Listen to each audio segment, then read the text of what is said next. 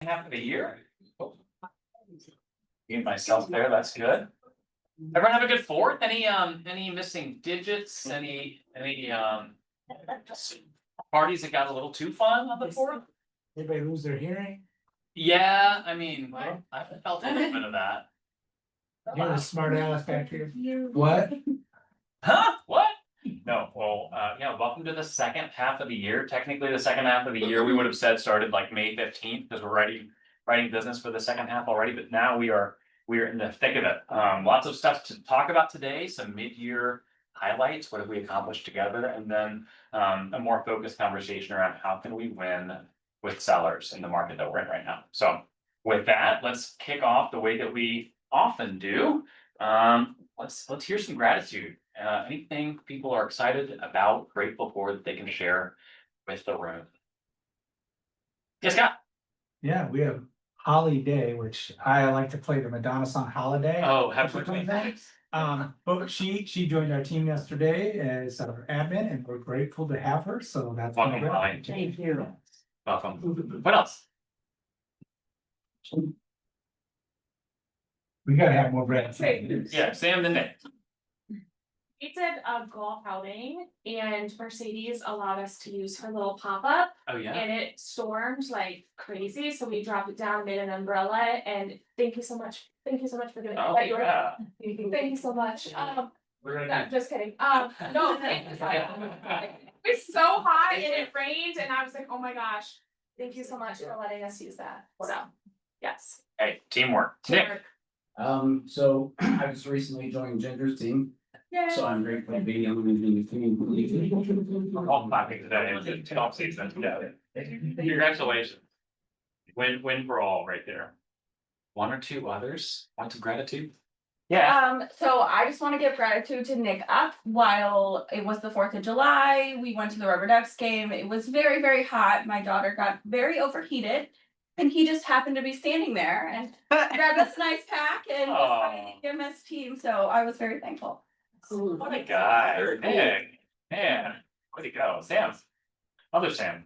Sadie Schofield is not here, but I just want to call her out because she was at Portage Lakes water, whatever, when the guy drowned. Whoa. And she was the one like going down trying to save him. And she is a hero. Wow. Like she has put herself out there to save animals, people, like you name it. She's the first one in to try to help people. And like she flies under the radar with that.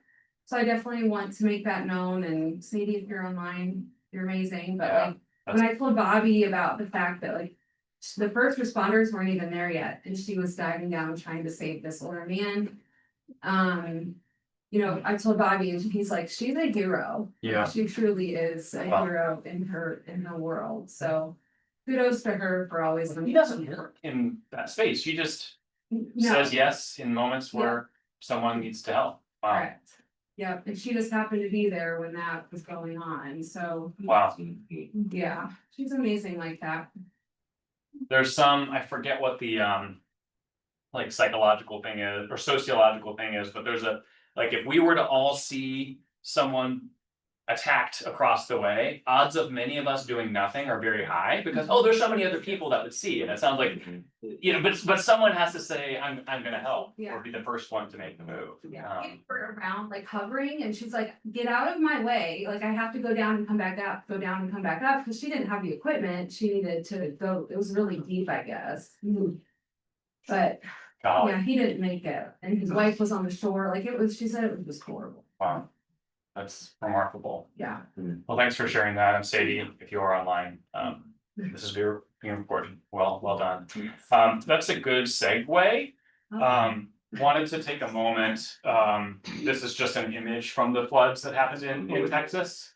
I feel like in the day and age of social media, is it like, are things getting worse or are we just aware of all the terrible things that happened? But I think the nature of that flood and those who were impacted hit hard for a lot of us.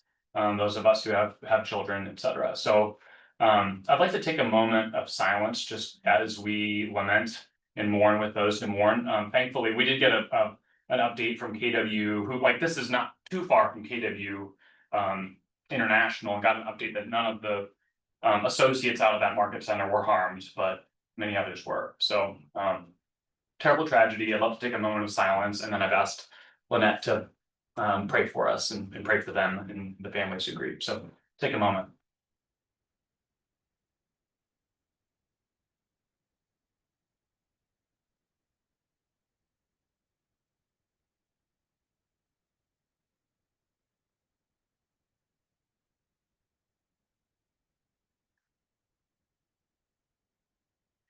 Heavenly Father, we lift up these families in Texas who have lost loved ones.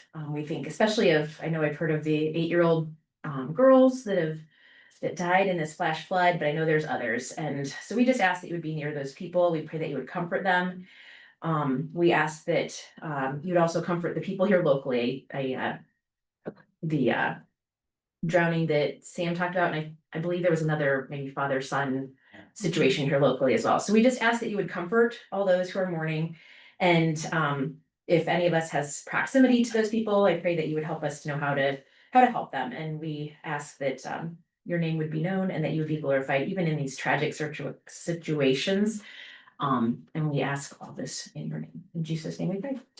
Excellent. Appreciate that. Here's just a reminder. I think we talk about our belief system here and there, and we put it up from time to time. We can't make you all behave these ways so much as to encourage you to all to behave these ways, whether you're interacting with co-brooks or with one another. Deals get feisty, the market's not easy right now.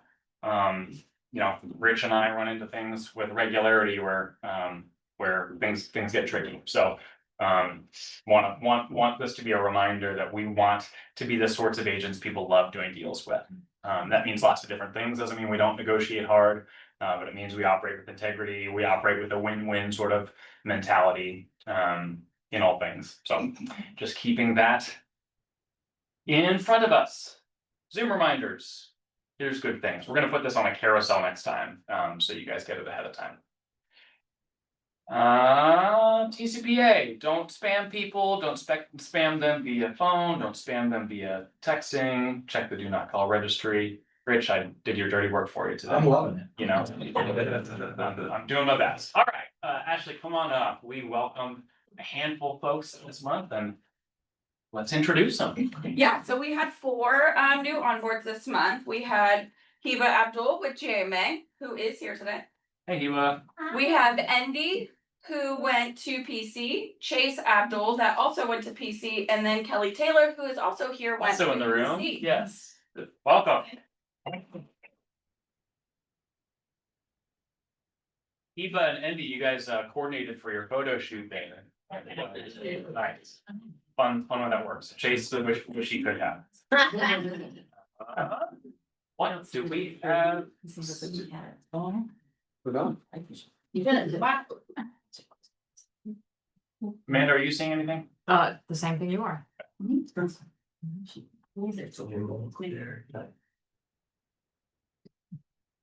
It is you.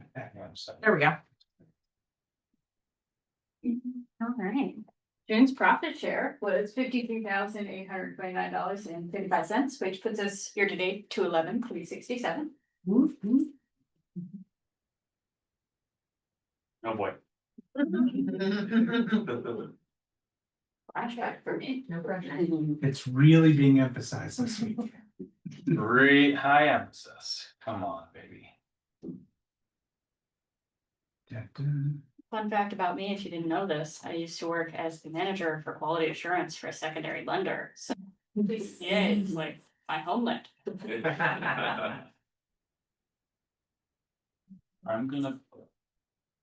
I wonder if it's because there's like a little graphic going that's causing this problem. We Hopefully. just got new internet. We should be like. All right, number 21 in all of KW year to date. Yeah, You I should just put pulled that out this of- morning. What's In that? the future, you should put 21 out of, so we have that, you know, because if it's 21 out of 21. Oh, it's not yeah, so great. it changes every month, Yeah. but it's probably 747 as of this conversation. That's good. See, that matters. Somewhere, between yes, Big crowd. I believe this is the highest we've ever been. For Buffalo. Yeah. I know we. Higher than Elevate. Yeah, we are, I mean, if you're watching this and you're from Elevate. Yeah, we started to run away from them, it's gotten harder up in those streets, so, we'll be grateful, I wish we were like $1 ahead of them, so it could be this way, but. It is more than $1, even though our goal was $1 more than Elevate this year, literally. Very well. Yes. Our June cappers, we have Andy Alamini, who's not in the room, Carol Cooper, also not in the room, but Ginger Coon is. We got a bunch of cappers this month. Hot dog, good month. Alright, and I don't believe any of these guys are in. There you go. Alright. Right here. Oh, here. The Felix, Christian, Moses Steiner. That's amazing. I don't think we're done. No, we're not done. Well, alright. Yeah, for a while, it's fun. We've got Jen Gucci, Marcy Clee, and Talitha Mummers, who is in Greece.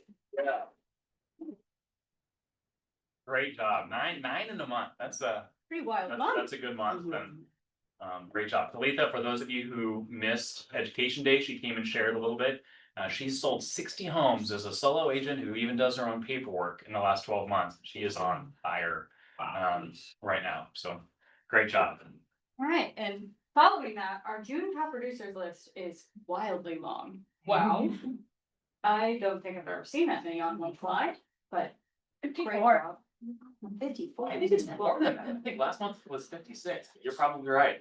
I could be wrong. If you are on this list, stand up, and let's recognize you. Yeah, John, stand up with confidence. Great job.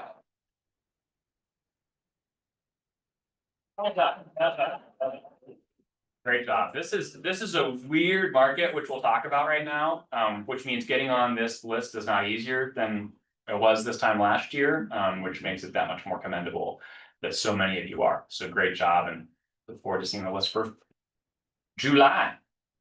Anything else from your corner before you scoot? I don't think so. Okay. Rich, come on up. Come on down. Handle the dirty work, so we're good there. Yeah, you're welcome. Oh, I'm sure you have lots of good things on that notepad. Well, and I brought the notepad back for Cindy, because she always made fun of me when I had my little pieces of paper, so I thought I'd bring it back. Just for you, my dear. Are you gonna get a chance to speak today, Tyween?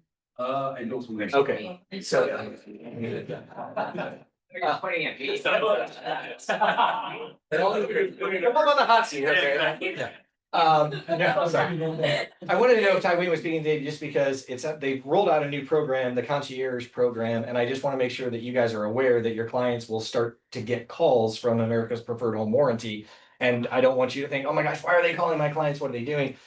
It's gonna be their touch program. I want to say they're 4 times a year, something like Yeah, that. ideally 2 weeks prior to close and then 3 times throughout the year is what the plan is right now, probably subject to change with 3, 6, and 9 months. Okay, so just be aware and tell your clients, when they receive a call from America's Preferred Home Warranty, it is legitimate. They're calling on your behalf if you sold them a warranty. And they will probably be getting a call in a year from now before that expires, saying if they want to extend it and things like that. So just be aware that they will be reaching out to your client, and so they don't get caught off guard, or that you get caught off guard wondering what that's about. But it's not a sales call, right? No, not soliciting any other services. Yeah, that's why I figure we want to make sure that you're aware of it, so they don't think that they're getting a solicitation call, because Lord knows we all get enough of those. So I'm ready to sue somebody for being on the do not call list. So anyway, so as we enter into July, July of 1981 was the toughest year in real estate, with interest rates at 17%. So if we think that we have it bad right now, think about 17%. Obviously, they had inflation, they had different things too, but 17%, big difference at 7%. So just 1981, yeah, that was the highest on record. I think that's right when Marcy got licensed, or right around that time. Are you calling 70? Is that 76. 76, okay. But she changed how she had to do. Was she 10 when she got licensed? Yeah. Gonna get in trouble. This is being recorded. Yeah, we gotta add. 3 years, how long she's been licensed? 48. Really? Golly. And then the next thing I just want to kind of share with you guys is I get an awful lot of calls about, hey, how would I do that verbiage or what can I say? And the answer is there's probably a form for it in Loop if you need it. So I would just say I'm going to share some forms with you. If you weren't aware that we have them, they are there for your use. One that we never recommend using, but it is there if you absolutely have to, is the buyer occupancy prior to title transfer.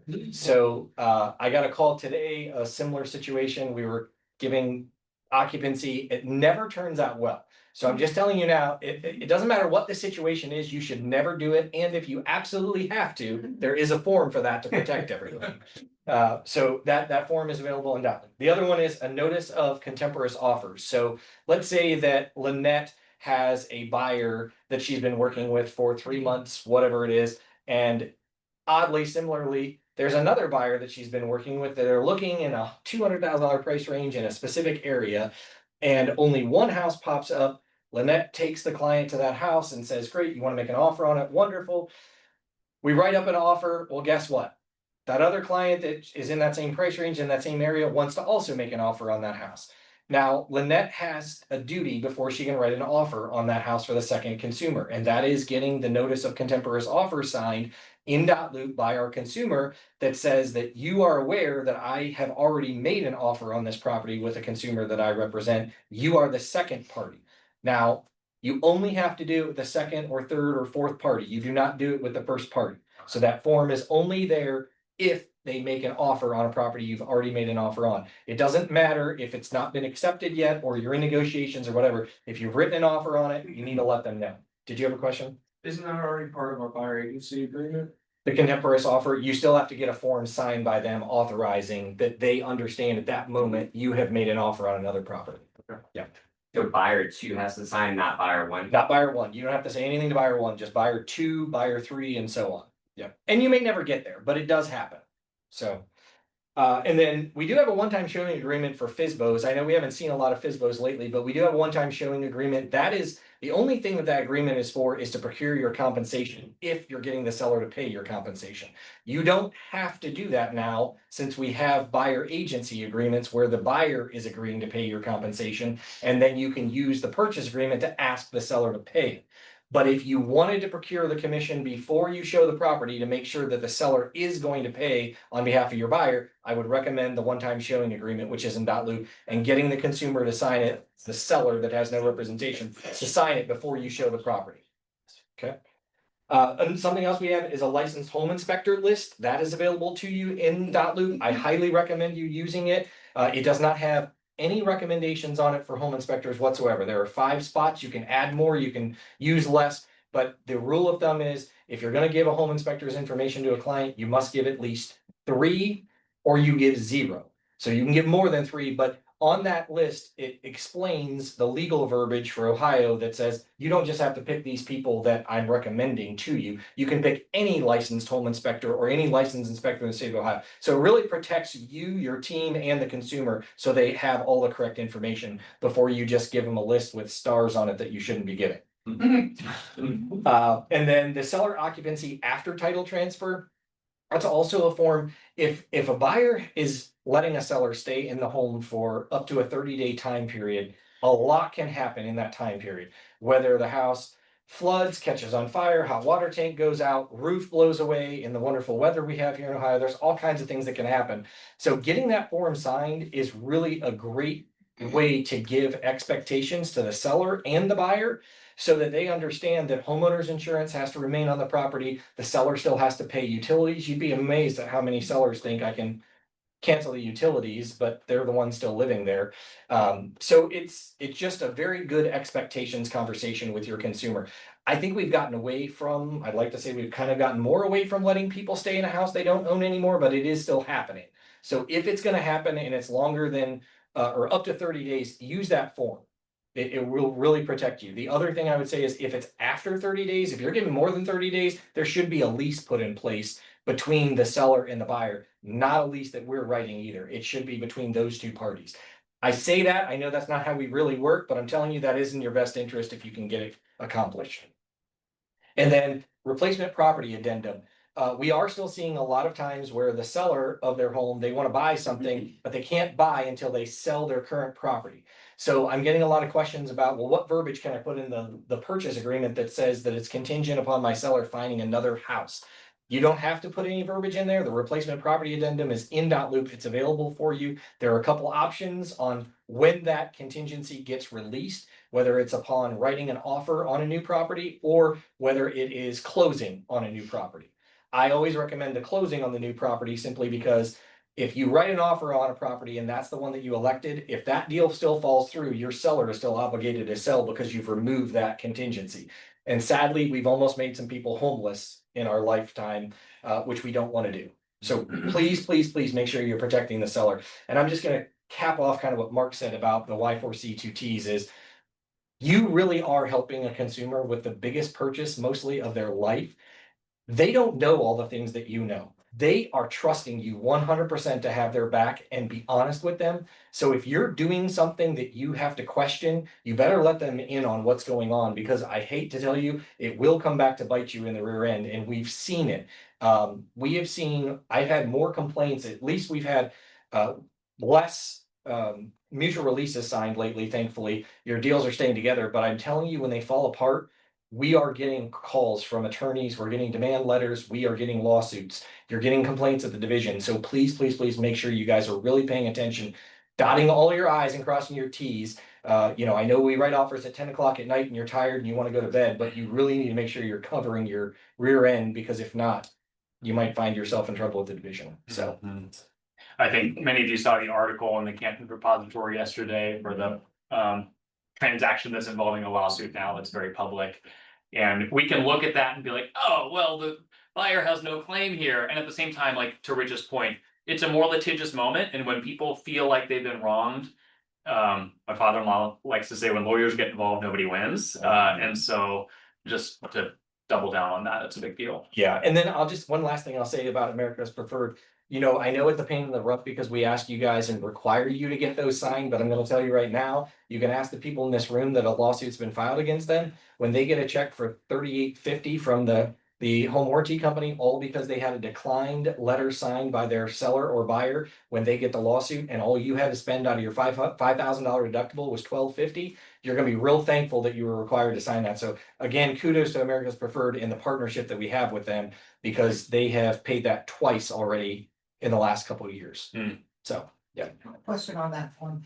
If you have a husband and wife. Yep. Do they both have to decline it or just one?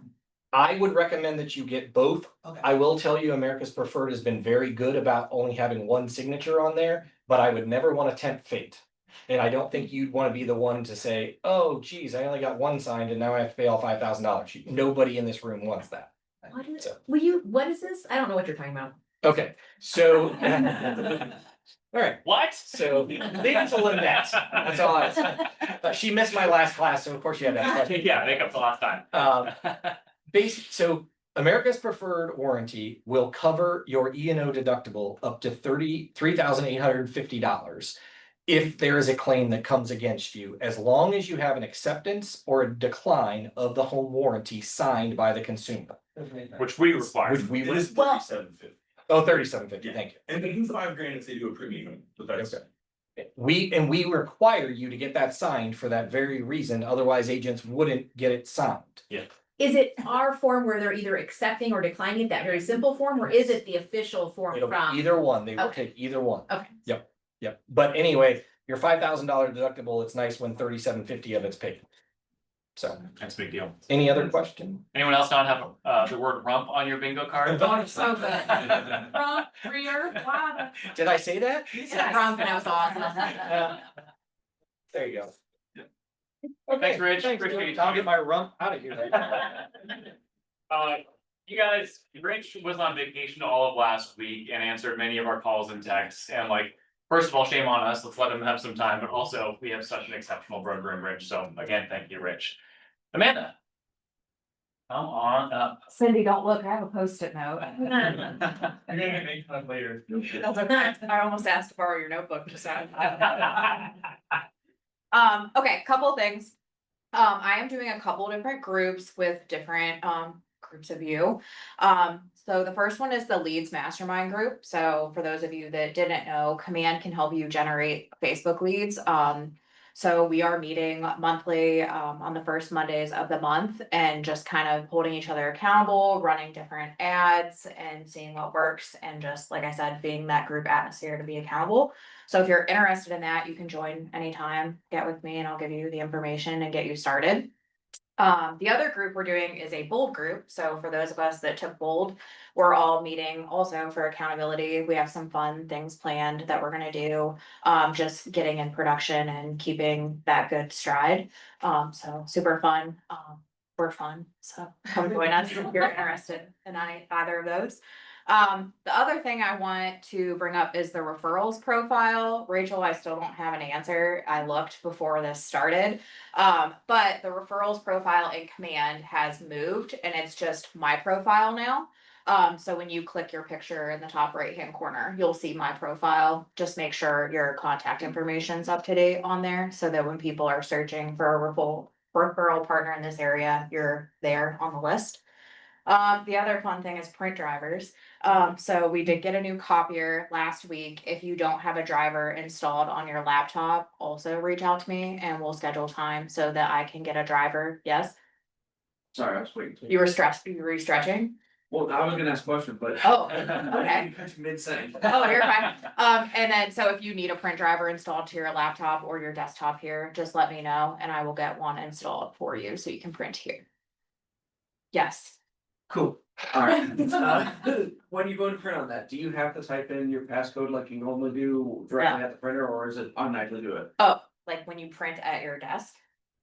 Or if you're standing at the copier to scan something. If you're standing at the copier to like scan something, you have to put your code in to get it. But at your desk, you have to do the same thing? No, No, okay. you should just print and it'll, so I put the code on there. If it's working. If it's not working, tell me privately.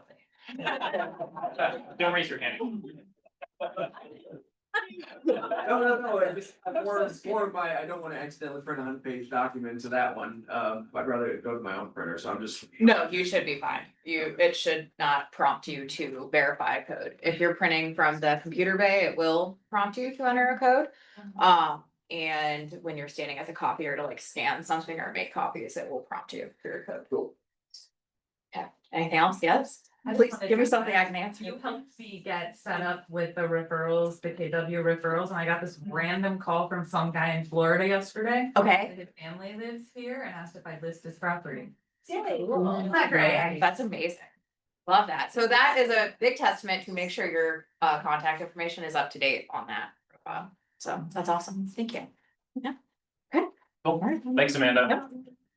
Amanda also is doing exceptional work at finding creative ways. I think it's easy for any of us in our roles to get just into solving problems as they come mode, and we're obviously there's a certain amount of that, but Amanda is consistently asking, how can I help agents be smarter, get better results, run better businesses?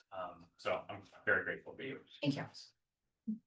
Vendor Minute, Sam and Andrea, get the 1-2 punch. Hello. You guys are matching your slides, so great job. He's always fancier than me. You were also on that camera, so. Oh. Move accordingly. Perfect. Perfect. And just show. Still in frame. Sorry. I'm just something cheesy to make you guys laugh. I feel like, are you asleep? Are you awake? Is it Monday? Is it Tuesday?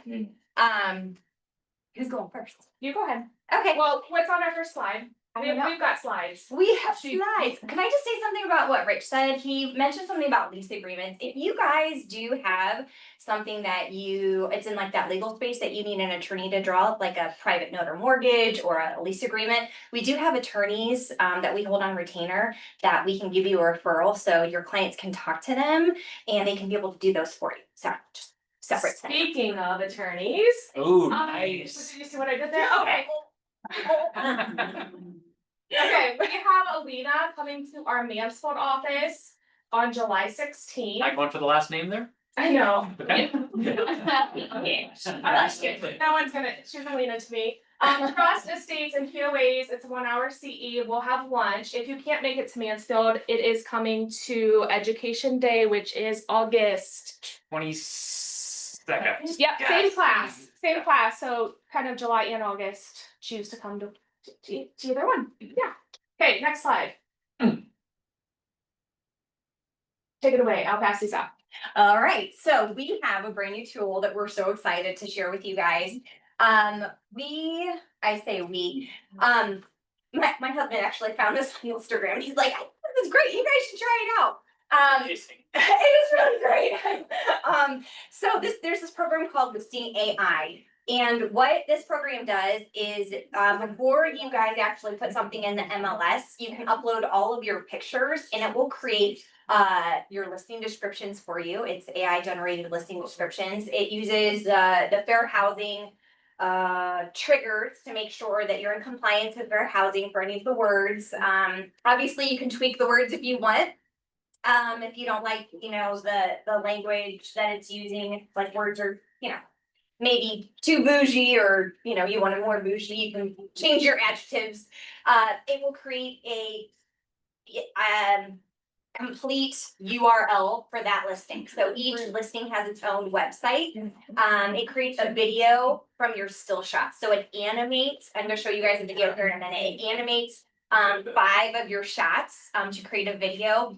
It creates an Instagram post. It takes 5 minutes. You upload the pictures and it pulls like a map. It shows like different things in the area that are like close, like if there's a university, if there's a park, it'll say close to these things. It automatically will pull, you know, bedrooms, bathrooms, all of those things. It's branded for you as the agent. It's just really amazing and really great. So we actually have a class on it tomorrow. I don't know if anybody has signed up.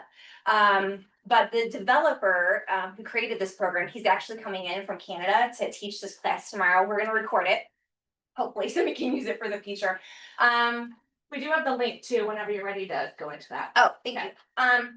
There is a training. So every Monday at 1 p.m. there's a training. It is super user friendly, but just like with any platform, you kind of need some help getting going. So every Monday, if this is something that you're interested in, you could hop on, do the little training and just kind of get you kick started. Is the next one it should be? I do not, Okay. I didn't get a video or anything in my email, just the 2 slides. We'll put it on the Facebook page. Put it on the Facebook page for you, but it's just a really cool video. It animates your still shot. So it zooms in, if there's water, it makes the water move. If you have a ceiling fan, it makes the ceiling fan go. So it really looks like it's animated. It's just really great. You can put whatever music behind it you want. You can change the font. You can change the colors, really make it the flavor that you want. But pretty cool. Hope you guys can come tomorrow. If not, we'll do more trainings, but every Monday at 1 p.m. there's a training for it. So yeah, any questions on it? Can you talk to me about the back of this flyer?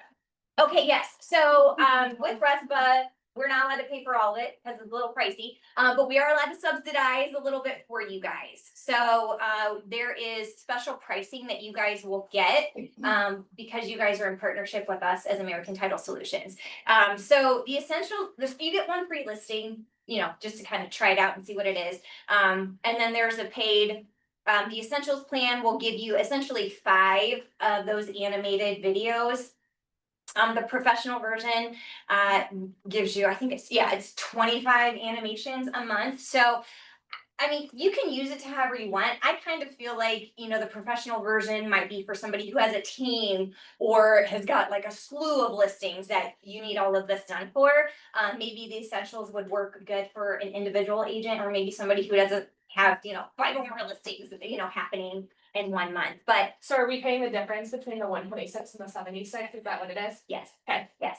So we're able to subsidize about $50 a year, which is what RESPA tells for us, but for you guys. So we just wanted to be able to give you guys something really great. And so this is what we thought. So yeah, Cool. there you go. Love it.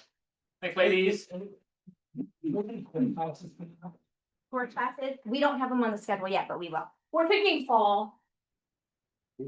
Gracie. Pretty. Yeah. Yeah. One slide that I think got caught in my little moment of darkness there. I did a mid-year, and I'm not gonna go back for fear of more darkness. A mid-year snapshot of what we've accomplished together. Couple things notably, 42 people have joined us year to date, which is an awesome number. We closed 1,418 transactions you guys have in the first half of the year. Which is down like 0.9% last year, but is ahead of the market. So if you guys remember at our April team meeting, I scolded you for lagging the market for the first time in my role as a TL, and you, I don't know, shame works apparently. You responded, we outperformed the market in Q2. From a market share standpoint, our Stark County office held steady, but Tusk, Worcester, and Mansfield all grew and took market share. So give yourselves. Yeah, and I will share that graphic out. I think, you know, especially for those of you who are solo and aren't on a team, having things to share as far as what we are accomplishing together can be helpful. Listing strategies in a shifting market. Who feels like this is an important conversation? You don't have to raise your hands right now. Who feels like the market doesn't feel like it's shifting right now? I want honesty. You just told everybody not to raise their hands. I'm not saying you don't have to raise your hand. It wasn't a rhetorical question. I want a sense of what Yes, you the market actually. is Yes, the market is shifting. Okay, for those who said, how would you say the market is shifting? What are you feeling? What are you seeing? Based on market, price reductions. Repair requests, What was that? repair I requests. thought you said prayer requests. Yeah. Prepare request, yeah. Yeah. I think expectations, with different expectations from our clients. And they're watching something stay on longer, so it's impacting those who are looking to list, but it's also impacting the buyers wanting to have a deal. Yeah. So. Yes, no, you're absolutely right. So we're gonna have a conversation and you guys know that that's how I prefer things. A couple notes as we dive in. One is Thursday morning at 11 o'clock, Jose and a few of us are leading a Zoom on what we're seeing in the market, which will be a deeper dive or a different dive on some of this. So plan on zooming in, that's Zoom only. Second is some of my conversation with you all today is pulled from a podcast called Empire Building.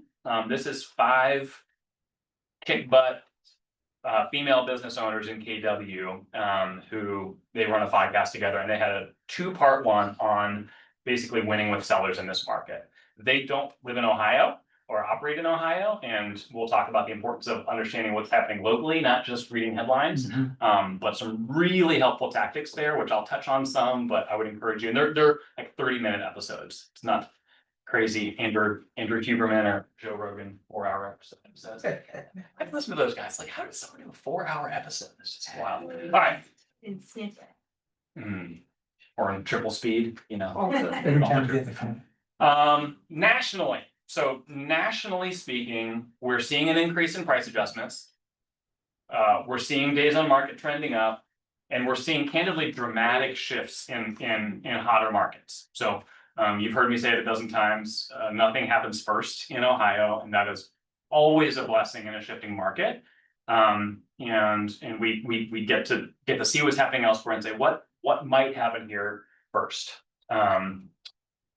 I've referred a deal out in like a nice town in New York. It's not New York City, and basically the market shifted and this is a very seasoned listing agent that I sent the deal to. She's like, Mark, the market changed this weekend. Like it was hot, and I had multiple offers on the same type of house last week, and now like you can feel the slowdown.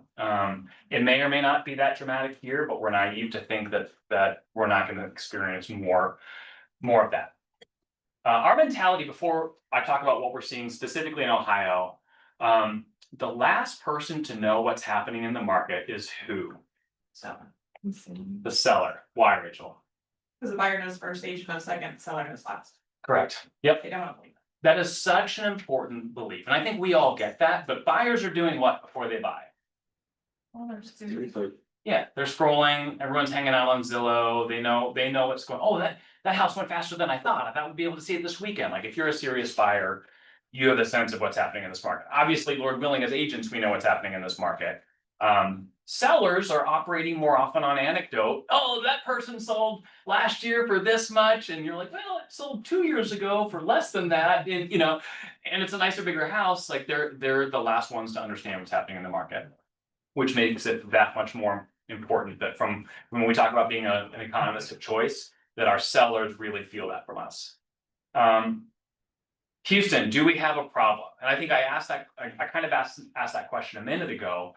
The market is shifting, but our units are holding steady right now. And so it's kind of a tale of two markets, which I'll touch on in a second. When you're not sure, and I think this is an indicator of some of our personalities, when there might be a problem, some of us play like the ostrich and put our heads in the sand. It's probably gonna be fine. That's candidly me with many things in my life. Do I need to change those expired tags? Yeah, it'll probably be fine. I did do it. How late were you? I can't 9 remember months. now. It was long enough. So you may be tempted, oh, that's Austin, that's New York, that's California. It's probably not gonna happen here. Other end of the spectrum is the sky is falling and I need to panic and overreact. I think we can see that neither of those responses is the right answer. Our clients need to feel that we understand what's happening and there's a calm, composed, kind of prepared posture. And that should always be the case, but I think that's more important in a shifting market. Fourth point here, cut yourself some slack. This is a point they made in the podcast. Who's been licensed less than 14 years? I'm raising my hand. Who's been licensed longer than 14 years? That's probably better. Okay. A smaller handful. If you've been, Linda's like, if you have been licensed for less than 14 years, the market we're going into and kind of beginning to experience this is the first time you've experienced this. As it relates to trending away. We've been in a long, slow, healthy, and at times unhealthily aggressive sellers market. And that's clearly softening elsewhere and they're dropping elsewhere and it's softening here. And so to cut yourself some slack comment is you don't need to pretend like you've done this before. You don't need to act inauthentically with your client so much as to say, we're doing our best here. All right, what are we actually seeing here in our local market? Local means Richland, Wayne, Summit, Stark, Tusk, Carroll counties, because those are the 6 counties that our people sell the most homes. These are the numbers that we're seeing here for our June numbers. So active number of listings, I forget the actual number, I just noted it's the highest since 2020. And this time, June of 2020 was a pretty interesting time in our country. Year over year, so the percentage to the right of each one is our year over year comparison. So this time last year, we're plus 27% number of active listings in those 6 counties. That's a notable number. Number of new listings in those areas, 1814, that's plus 11%. So you notice the number of new listings and the number of active listings are not the same. When it's a hot market, those numbers are typically going to be about the same. Hey, it's 11 and 11, which means like they're moving as fast as they're coming on. The difference between those two numbers shows that that's not the case. Does that make sense? Median list price is up 9%, 239.9. Obviously, in each county, it's going to be very, very dramatically different. That's probably the least helpful statistic there. Months of inventory, still only 2.2 months. A balanced market is 6 months. So we can say, okay, no, we're still a healthy seller's market. Okay, but it's 18% longer than it was this same month last year. I'm not comparing this to January because January statistics are always different than June statistics, but June of 24, stuff was moving 18% faster. That's notable. Days on market, this has already been noted, but it's up. It's still only 22. So I think that's the note. Is like these are still very like seller friendly numbers, but understanding the trend line is more important than understanding the raw number, if you ask me, because 37% longer, that's a meaningful statistic. Close price as a percentage of original prices, sellers are still by and large getting what they want.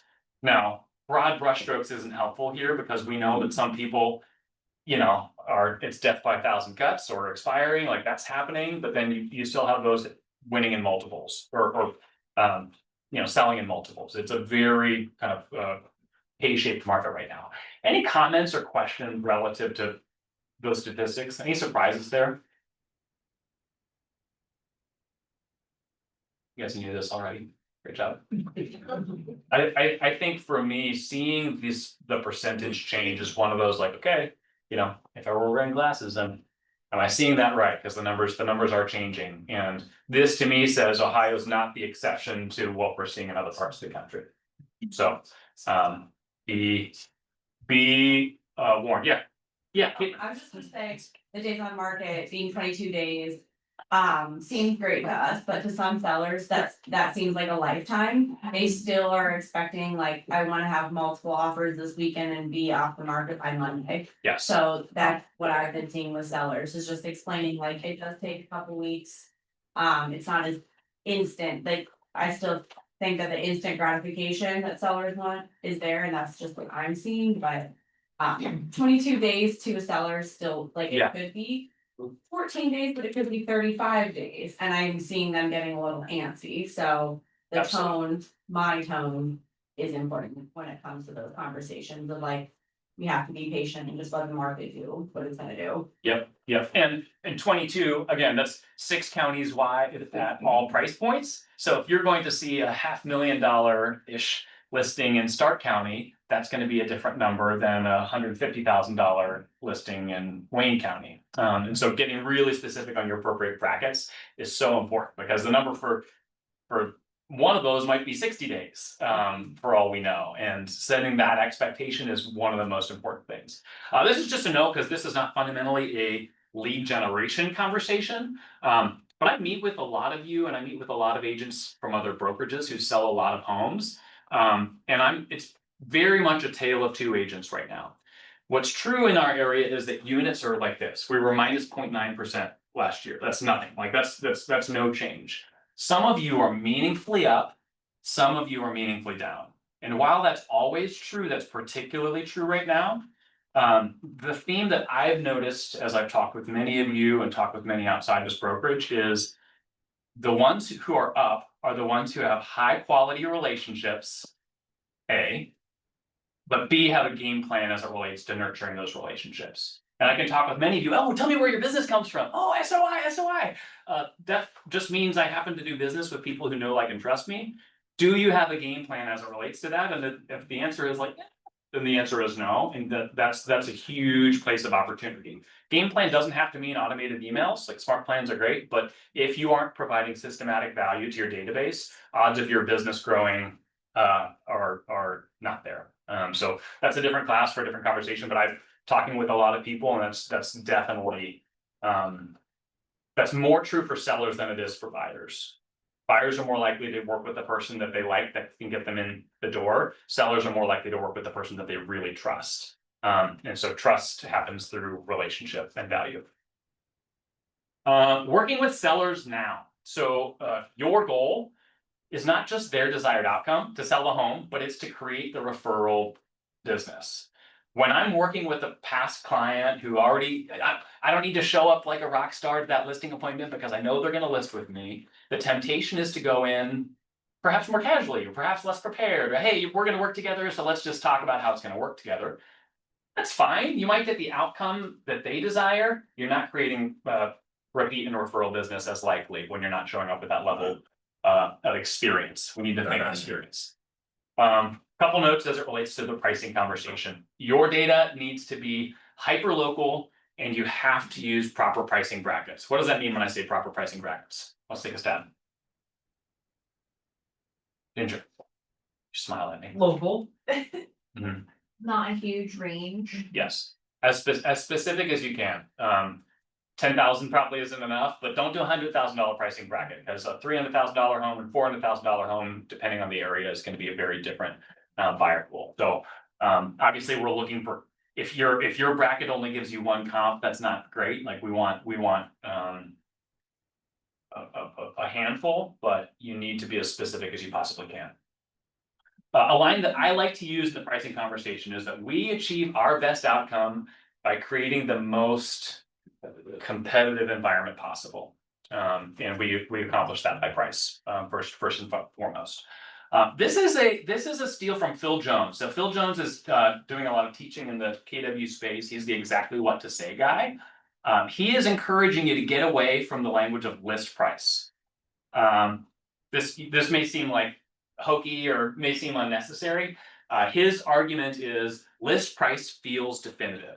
And our job is not to just get the outcome for the seller, but we know when it's taking weeks longer than they thought, to maintain trust, maintain positive energy, and maintain them feeling like you're the person that's cut out for the job requires treating them differently than they did in previous years. So whether it's launch price or our going live price or our initial price, that may just feel like semantics, but it bakes in a mentality of, okay, like we're working together to get this thing sold.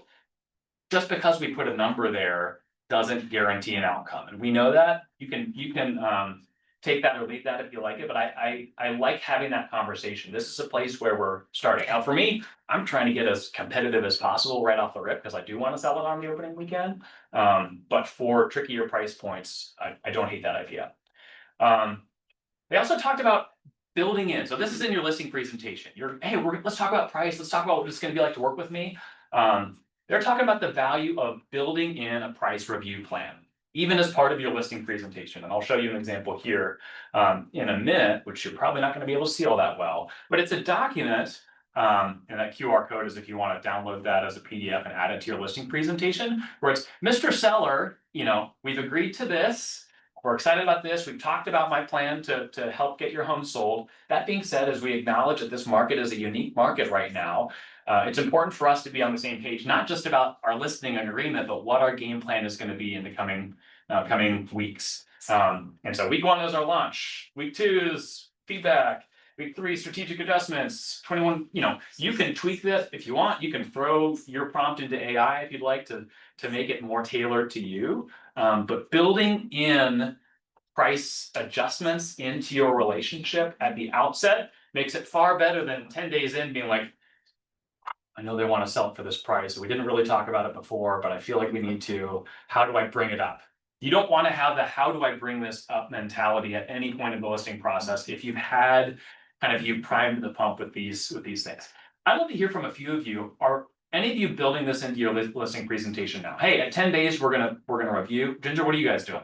I absolutely do that because I hate having that conversation of, well, we're not getting a lot of showings, blah, blah, blah. I feel like there's way more traction when I'm belly to belly with them at the listing presentation of, okay, this is the price we'd all like to see. Can we discuss what's going to happen if, let's say, 2 weeks from now, we only have 2 or 3 showings? How do we feel about entertaining a price reduction after that? Or are we feeling more like 30 days? I feel way more confident to have it right there up front than to have to call them because then it's, well, what have you been doing to sell my home? Yes. Yep. So. Anyone else? John, you're priming the pump too? Yeah, we do a lot of 10-day 10 showing conversations with them. Whatever happens first. Yeah, if we have 10 showings and there's no offer, let's look at the feedback, see what it's saying. If we're 10 days out, we're not getting any showings, what does that mean? Yep, I think having I've heard different numbers and different timeframes. Candidly, I don't care what numbers and timeframes you come up with, but I think having something built in to say, the market's different and let's pre-plan that. I think there's loads of wisdom to that because it honestly has created an environment for a lot of our clients where, 10 days out, I've had clients come to me like, hey, it's been 10 days and we're not getting a lot of shows. Let's talk. So totally. In the podcast, they talked about this is a longer market. I think that's a good way to talk about it. Say, oh, is this a buyer's or seller's market? It's technically still a seller's market, but to say that this is a longer market is helpful language. Say, hey, our relationship's going to last longer. Our process needs to be more clearly defined, and you need to have more tricks up your sleeve, which we'll talk about in a minute. They need to feel the value you provide, and this is such a valid point. If your home's been on the market for 10 days and they haven't heard from you, and you're just thinking it's overpriced, they're thinking maybe it's not showing up on the proper website. Like, and we've had consumers call and say, hey, is my listing getting the exposure that I was supposed to get? And so the value of checking in and say, hey, I have checked here, before I ask you for a price reduction, because all too often we think, okay, I need to check with them and have a price reduction. They may be wondering, what's going wrong? What isn't my agent doing? What could they be doing?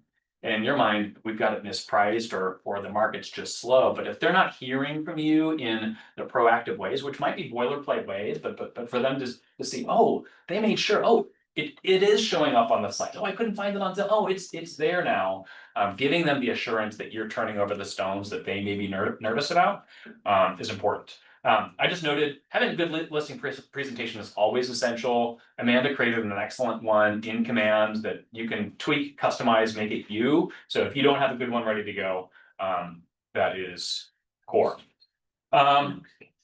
As we think about marketing, what's the number one most important aspect of your marketing plan?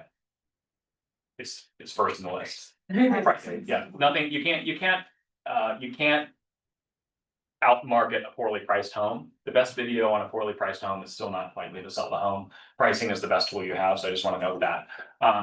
All too often in non-seller, non-long markets, we take it live, we might put an open house on the schedule and we're seeing the movement. That's happening less and less. So having more in your arsenal as you think about quality of my photography, videography, reverse prospecting is beginning to happen more and more, which is your way of getting in touch with agents that are showing homes similar or whose clients are wanting to see homes similar to yours.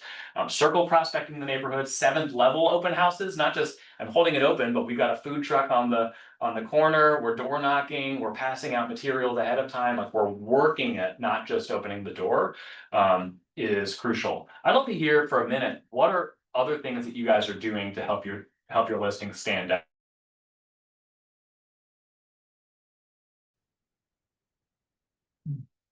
Quiet bunch today. Tell me later. I'll give you grace. We're almost done here. The ongoing relationship, I touched on this already. Before you ask them for something more, you need to show them what you've done. You're double checking for issues, you're taking proactive marketing efforts. A weekly report. So some of you may say, we're going to take it live. We'll see how it goes. You'll be hearing from me. I think there's a lot of value to say our process, my team's process or my process is to check in with you every Tuesday. I'm going to send you a report on the number of showings we've had. Here's some of the feedback we've had, something that's systematized where they say, oh, I don't need to like shoot, John a text saying what's going on with my listing because I know I'm going to hear from John every Tuesday, if not sooner for one reason or another. So to build in that expectation. Showing feedback is so valuable, especially when you're struggling to get a home sold. I know that that's a pain point in the industry. Gosh, why can't we get more people to get showing feedback? Hunting people down for showing feedback is sometimes necessary, and it's worth doing. One quick note, yeah, Ginger.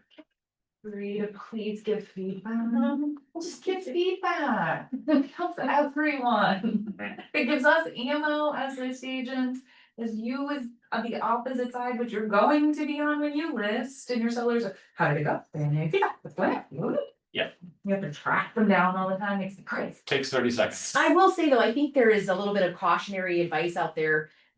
Some of us have heard stories, right, of a buyer's agent who left feedback about their buyers, something they didn't like about the house, and the way it was presented to the seller was kind of done negatively, right? So then when that, buyer comes back, change their minds, want to buy it, now the sellers are like mad because they've tracked that it was that buyer who left that negative feedback. And so anyhow, there's like a really popular social media thing out there, but I've heard that not just in one way and one time.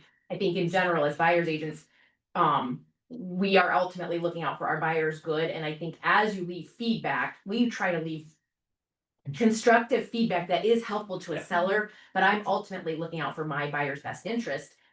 And so I just think there's a real careful line that we're walking as buyer agents when we leave feedback. And it is not something that we have to do. However, I do think it's professional courtesy and I do it.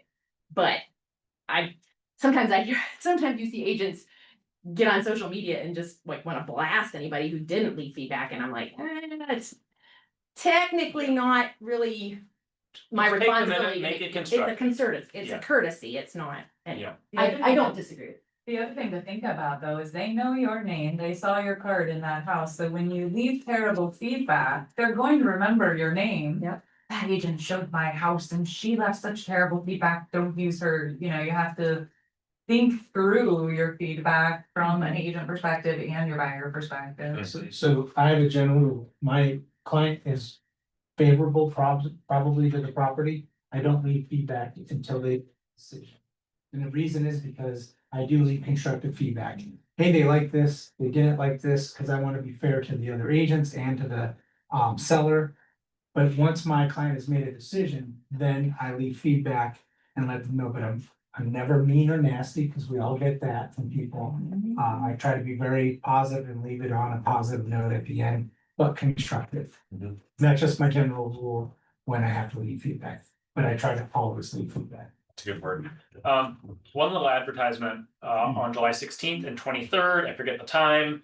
Here's the link. You're probably gonna get an email about it as well. Gary Keller and Jason Abrams are leading a class, a multi-hour class called List to Last.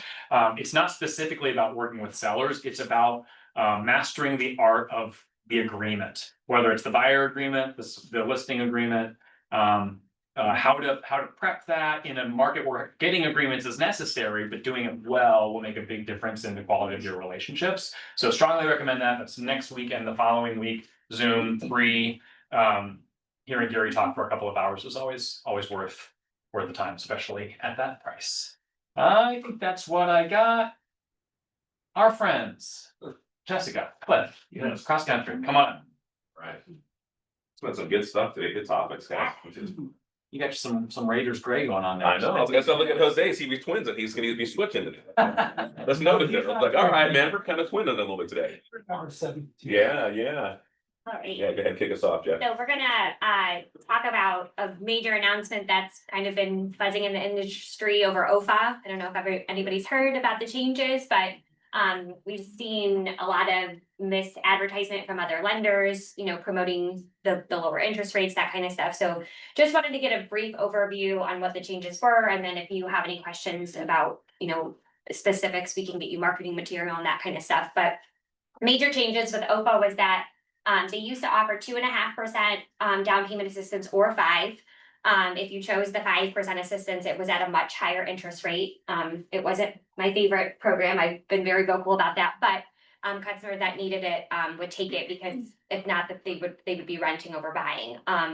So OFA changed kind of their overall program, and now they've switched from having the 5% or the 2.5% choice, and now it's 3% for conventional and 3.5% for FHA financing. Interest rates are significantly lower. I was just looking this morning. If you take the 3.5% on FHA, it would be 6.375. Or if they're Ohio Heroes, it would be 6.125, and then conventional is 6.625, 6.375. I think the biggest changes with this program is that a lot of people didn't realize that they could go through Ohio or OFA without taking any assistance at all, and just take a lower interest rate. And that's where the buzz is because if you are Ohio Heroes, you can get a 4.75 right now with no assistance. Wow. So that means like if the customer qualifies, they meet the criteria, they don't take any assistance because they have their own down payment, closing costs, they can get a 4.75 interest rate. So I mean, this is you know, big news, especially for clients that maybe have got out of, you know, looking because payments were too high. I mean, this is a great time to reconnect with any buyers, previous buyers. You could check with Cliff or I on marketing material. We have everything that's compliant. We can co-market something with both of our names on it, so you can get that kind of out to the public and let them know that this program it's now my new favorite program. Yeah. But The tides have turned. yeah, and we also have other programs too that Cliff is gonna mention too, because not everybody meets the guidelines for OFA. Right. They are a little bit more strict with their credit scores, so 640, 650 or higher. So sometimes we get a lot of clients that we talk to that are below that. They don't meet the guidelines, and then we have these other programs that we can offer. Sure. Yeah, this is kind of what you know comes in. What I'm going to kind of talk about is And I'm focusing just on FHA today, because with this particular program, it's designed for an FHA down payment assistance, okay? Now, it's not like an OFA, it's a little bit different. This is actually going to be like a second mortgage. So, but they'll give you the 3.5% and up to 5%, that can be applied towards your down payment and your closing costs. Okay, so that's what's, pretty significant about this. It's basically gonna be a 10-year note, and the interest rate's only gonna be 1% higher than what their interest rate is for their FHA loan. So it goes, so whatever, say if FHA's rate today is 6.625, their rate on, just their 5% or 3.5% that they're going to borrow goes on as a second mortgage. And a 10-year amortization, that's what your payment's going to be. So it's actually not that bad, especially when you go over like the payment and everything, when we kind of discuss that with them and let them know. I mean, it's gonna be a good thing. This is a nice alternative for the clients that have at least a 600 credit score for FHA, that they could possibly qualify. You don't have to be first-time home buyer. There's no income limit restrictions or anything like that, like with OFA and some of the Communities First, some of the other programs that are out there. This is something that Cross Country is providing. So excellent stuff. Just to let you guys know, right now, this is just the FHA portion of the down payment assistance. We're gonna look into more conventional ones other than our CCM Smart Start and the ones that we already have, but we'll update you as soon as we get more. Yeah, so overall, like, even though OFA changed from that 5%, we still have another program that offers the 5%. So if it, we're gonna check that customer's financial profile, and if OFA no longer works for them, we have this backup plan with the FHA loan to still get them the 5%. Because if they're getting 5%, they're putting 3.5% down, they can easily get into a house with very little money. And if we get some seller concessions, I mean, we've had a lot of clients that get money back at closing. Yeah, for sure. That's cool. Yep. Awesome. So, Thanks, guys. all right, good stuff. Appreciate Thanks, it. guys. All right, we're doing the giveaway thing. I wrote the rules down this month because that didn't work. All right. Okay, so we sold 308 houses last month. Wow. If you are one of the people who sold a house last month, please write down a number between 1 and 308. And if you don't have a writing utensil, I understand. Piece of paper? They should. Okay. Our good buddy Sam handed out a lot of them. So rip off a corner of that, is that what we're doing? Are they putting paper? You're just writing it down, I don't okay. need proof.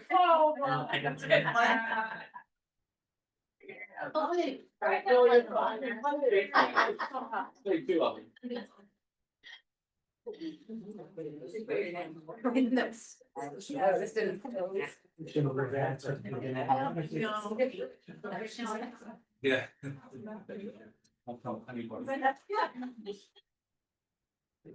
Okay.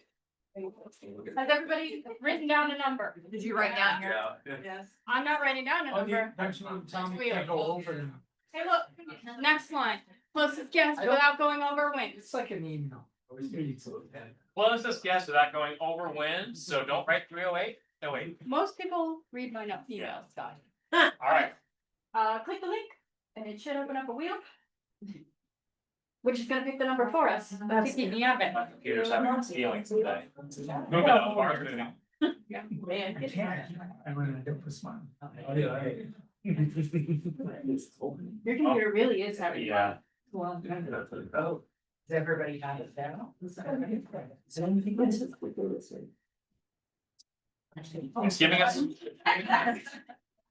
Thanks, man. It's building up the momentum. What happened? Let's The go. confetti happened. Yeah, This is. I think it's the tech person's fault. No, my computer. Amanda. Don't try to sit over here to pick on me. What? Can you pull it on your screen?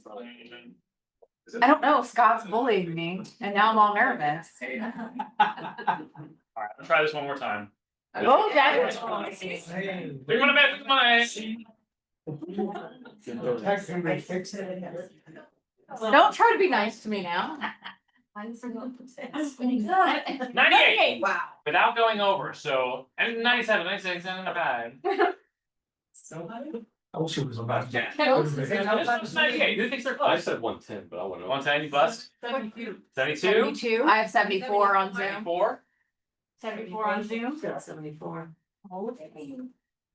No one's closer than 74? Wow, that's statistically improbable. What's that? There's 274. 274. So I say if you do it one more time, whatever number, nope, never mind. Never mind. Whatever's no. Yeah, never mind. Before, wait. So have them write another number, we'll do it one more time. Yeah, so. So. Was that the way now? 74, did you have 74? Alright, write another number, And whoever is on Zoom, whoever's on Zoom, write another number. pick a second number, please. If I can write another number, I'll get closer than 74.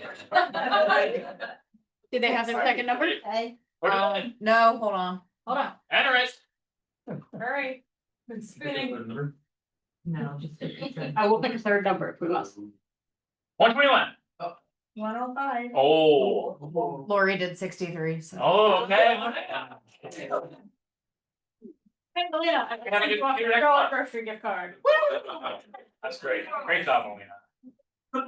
Alright, we just have a couple, I think we're just highlighting some of our masterminds. We're almost there, folks. Thanks for hanging with. This is the K1 call on Thursday at 11. Summer Masterminds Friday, the 25th in Independence. You've got a bunch of emails, 25 of you are registered. Let's get more of you registered. It's gonna be a great day. Here's some of our people. Kevin Clee Memorial Golf Outing, it's Friday, September 5th. Coming out. I've been hacking in my backyard practicing. I believe that is it. Thanks for hanging with us. Get some sandwiches, visit with one another.